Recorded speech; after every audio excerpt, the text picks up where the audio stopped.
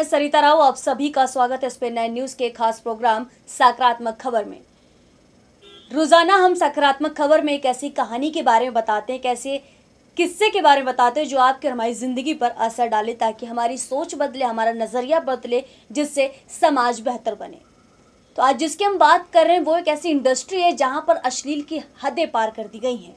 लेकिन अब इस हद पार करने के बाद एक ऐसा वक्त आ चुका है कि अब वहां पर काफी बदलाव हो रहे हैं।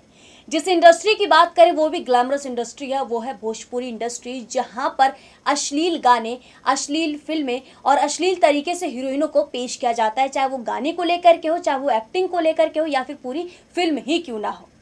ये एक ऐसी इंडस्ट्री है, ये एक ऐसी, यहाँ पर ऐसी फिल्में बनाई जाती हैं कि वहाँ पर आप पूरे परिवार के साथ फिल्में नहीं देख सकते।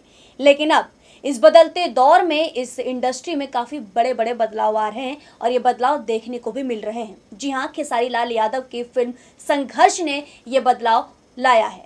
आपको बता दें कि खेसारी लाल यादव भोजपुरी फिल्म इंडस्ट्री के एक बहुत बड़े सिंगर हैं, सुपरस्टार हैं, जो कि ज़मीन से जुड़े हुए एक्टर हैं, जिन्होंने बहुत ही मेहनत करके ये मुकाम हासिल किया है, जो गरीबी को अच्छे से जानते हैं। आपको बता दें कि संघर्ष फिल्म में ये एक ऐसी भोजपुरी इंडस्ट्री की पहली ऐसी फिल्म है जिसमें समाज को लेकर के फिल्म बनाई गई है, जिसमें समाज को लेकर के एक मैसेज दिया गया है, खास करके बेटी पढ़ाओ बेटी बचाओ को लेकर के।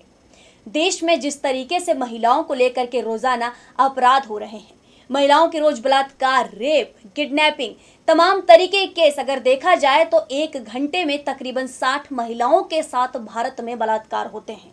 ऐसे में हम कैसे कह सकते हैं कि हिंदुस्तान महिलाओं के लिए सुरक्षित है?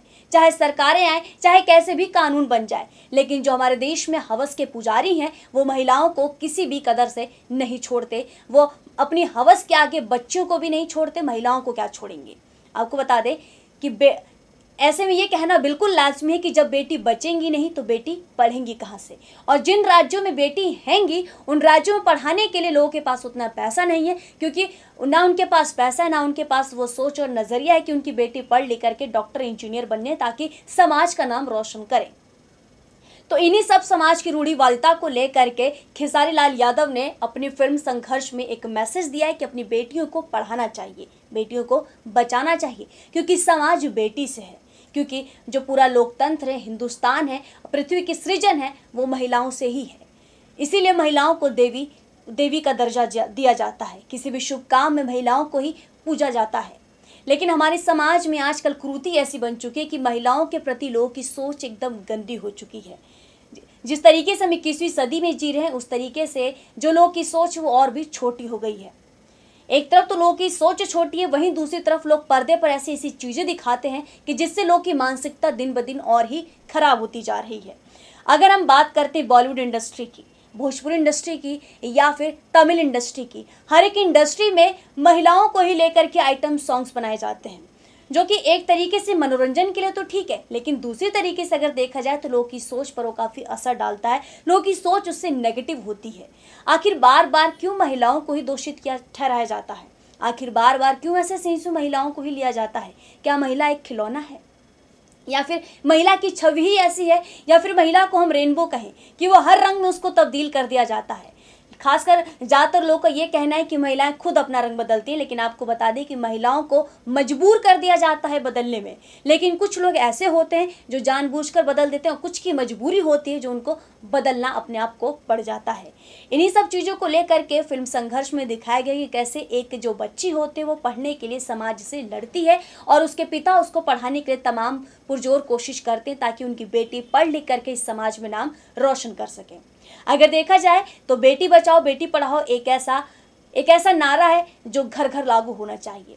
हर घर में, हर राज्य में, पूरे हिंदुस्तान में, हर गली में, हर मोहल्ले में, हर उन बच्चियों में लागू होना चाहिए जो पढ़ना चाहती हैं और देश का नाम रोशन करना चाहती हैं। अगर आज देखा जाए तो सानिया मिर्जा, इंदिरा गांधी, किरण बेदी, ऐसी तमाम महिलाएं हैं जिन्होंने अपने जज्बे से, अपने दम से महिलाओं से पुरुषों से हट करके नाम रोशन किया है। जो काम पुरुष नहीं कर पाते वो आजकल महिलाएं कर लेती हैं। अगर हम कठुआ केस में देखें तो श्वेतांबरी शर्मा ने इस पूरे केस को सुलझाया है। एक मात्र ऐसी महिला थी जिन्होंने इस पूरे केस को अपने दम पर सुलझाया है। उनको तमाम धमकियां मिली, लेकिन फिर भी उन्होंने पुरजोर कोशिश करके इस पूरे केस को सुलझा दिया और अगर वहीं बात करें हम दीपिका राजावत की, जिन्होंने इस केस में पूरा केस लड़ा, कठुआ केस का पूरा केस लड़ा, तो वहीं खेसारी लाल यादव की जो फिल्म संघर्ष है, ये बहुत अच्छी फिल्म है जो एक मैसेज समाज को जाता है कि अपनी बेटियों को बचाएं और अपनी बेटियों को पढ़ाएं ताकि वो समाज में नाम रोशन करें और समाज में जो रूढ़िवादिता और जो गंदी सोच है उसको हमेशा के लिए खत्म करें। बाकी देश और दुनिया की तमाम खबरों के लिए हमारे साथ बने रहिए, देखते रहिए SPN9 न्यूज़।